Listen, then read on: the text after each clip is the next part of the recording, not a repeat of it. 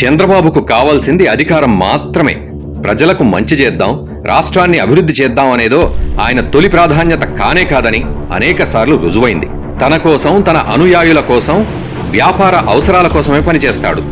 అధికారం లేకపోతే ఒక్క రాత్రి కూడా సరిగ్గా నిద్రపోలేడని సన్నిహితులు చెప్తూ ఉంటారు. అందుకే అధికారం కోసం ఎన్ని అబద్ధాలైనా చెప్తాడు, ఎన్ని బూటకపు హామీలైనా ఇస్తాడు.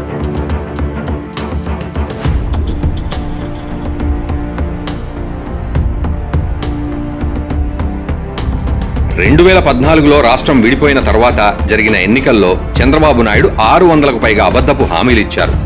గుడిసెలు లేని ఆంధ్రప్రదేశ్, ప్రతి గ్రామానికి తారు రోడ్డు, బీసీలకు 100 సీట్లు, కేజీ టు పీజీ ఉచిత విద్య, ఇంటికో ఉద్యోగం, 2000 రూపాయల నిరుద్యోగ భృతి, మహిళలకు స్మార్ట్ ఫోన్లు, ఇంటింటికి సోలార్, ప్రతి కుటుంబానికి 100 రూపాయల సబ్సిడీతో 12 గ్యాస్ సిలిండర్లు, ఇంటింటికి 2 రూపాయలకే 20 లీటర్ల మినరల్ వాటర్, బెల్ట్ షాపుల రద్దు, ఇలా నోటికొచ్చినన్ని హామీలు ఇచ్చారు.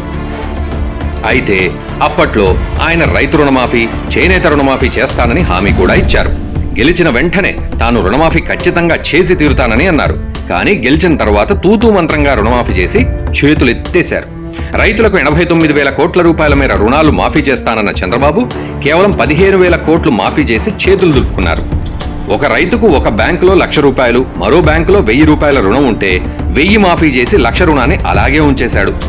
ఇలా వేలాది మంది రైతులను చంద్రబాబు మోసం చేశాడు. రుణమాఫీ మీద Kotaiah commission, scale of finance అనే సాకుతో రైతులను నట్టేట ముంచాడు చంద్రబాబు. ఇక ఇప్పుడు అమలు చేయడానికి సాధ్యం కాని హామీలను గుప్పిస్తున్నారు. కానీ ప్రజలు మాత్రం బాబు మాటలను అస్సలు నమ్మడం లేదు. మరోసారి బాబును నమ్మి మోసపోలేమని చెప్తున్నారు.